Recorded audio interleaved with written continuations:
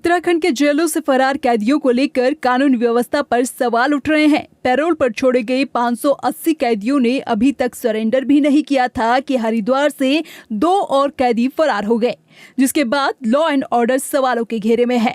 ऐसे में जेलों से फरार कैदी पुलिस प्रशासन के लिए सिरदर्द बन चुके हैं। दरअसल प्रदेश भर की जेलों से कोरोना काल के दौरान पैरोल पर छोड़े गए करीब 580 कैदियों के वापस सरेंडर न करने का मामला अभी शांत भी नहीं हुआ था कि अब हरिद्वार से 2 और कैदियों के फरार होने के मामले ने तूल पकड़ लिया है। हरिद्वार जिला कारागार में रामलीला मंचन के दौरान वानर वेश में 2 कैदी दीवार कूदकर फरार हो गए। फरार हुए कैदियों में एक हत्या के मामले में आजीवन कारावास की सजा काट रहा था, जबकि दूसरा अपहरण के मामले में विचाराधीन कैदी है। जेल से 2 कैदियों के फरार होने से प्रशासन में हड़कंप मचा हुआ है। पूरे जिले में नाकाबंदी कर पुलिस ने कैदियों की तलाश शुरू कर दी है, लेकिन कैदियों का अभी तक कोई सुराग नहीं लगा। इस पूरे मामले में बड़ी कार्रवाई करते हुए जेलर प्रभारी अधीक्षक समेत 6 लोगों को सस्पेंड कर दिया गया है। साथ ही एसएसपी परवेंद्र सिंह डोभाल ने फरार कैदियों की धरपकड़ के लिए 10 टीमों का भी गठन किया है। सीएम धामी ने खुद इस मामले का संज्ञान लेते हुए जाँच के निर्देश दिए हैं। इन दोनों के जितने भी परिजन हैं, इनके रिश्तेदार या इनके आसपास के जितने भी लोग हैं, उन पर लगातार पुलिस की नज़र बनाए हुए हैं। हम जल्दी ही इस केस को वर्कआउट भी करेंगे।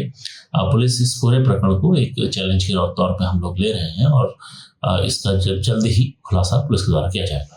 पूरे प्रकरण में एक एसआईटी का गठन किया गया है, जो एसओ के स्तर पर एक एसआईटी है, जिसमें एसपी सिटी और एसपी क्राइम के पर्यवेक्षण में समस्त जितनी टीमें हैं, करीब 10 टीमें इस समय लगी हुई हैं और जितने भी इनके ठिकाने हैं, जितने भी इनके वेयरहाउस हैं, जितने इनके रिश्तेदार हैं, इनको सभी को हम लोग कर रहे हैं और मुझे उम्मीद है कि जल्दी ही हम इसका अनावरण भी कर लेंगे। ये जानकारी मिली है कि रामलीला का मंचन जेल के अंदर हो रहा था और बानर वेश में 2 कैदी और वो गायब हो गए, वहाँ से फरार हो गए।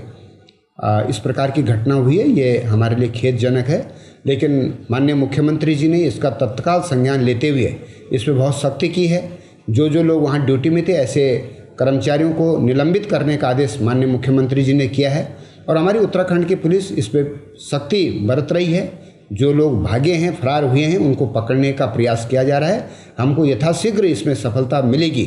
और जो इससे पूर्व भी कोरोना के समय में कुछ कैदियों को पैरोल पे छोड़ा गया था और बड़ी तादाद में अभी वो लोग नहीं लौटे हैं। इस प्रकार की घटना भी संज्ञान में आई है, लेकिन हमें अपनी पुलिस पर पूरा भरोसा है।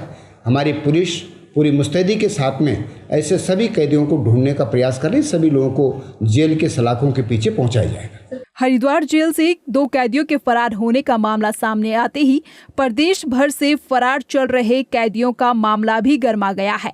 कांग्रेस ने कानून व्यवस्था पर सवाल खड़े करते हुए सरकार और पुलिस प्रशासन को कटघरे में खड़ा कर दिया है। ऐसे ही होता है जब प्रशासन पॉलिटिकल ज़्यादा हो जाता है। प्रशासन का काम होता है लॉ एंड ऑर्डर को मेंटेन करना, जनता का भरोसा बनाए रखना। और डीजीपी साहब प्रेस वार्ता करके विपक्षी दल के नेताओं को ये नसीहत देते हुए दिखाई पड़े कि हम पर भरोसा रखिए। किस आधार पर आप पर भरोसा रखें? 581 कैदी जो हैं कोरोना काल में संक्रमण के भय से पैरोल पे अपने घर भेजे गए और उसके बाद किसी ने फॉलोअप ही नहीं किया।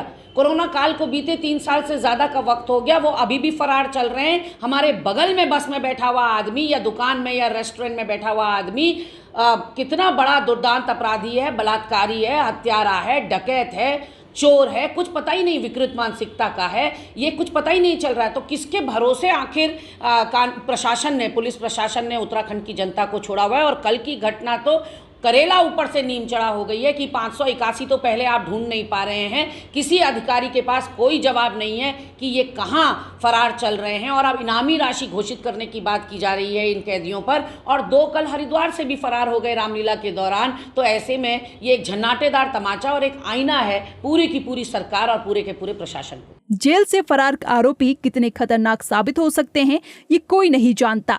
आपके और हमारे बीच बैठकर किस जुर्म को ये अंजाम दे, कुछ कहा नहीं जा सकता। ऐसे में देखना होगा कि पुलिस प्रशासन कब तक फरार कैदियों को गिरफ्त में ले पाता है।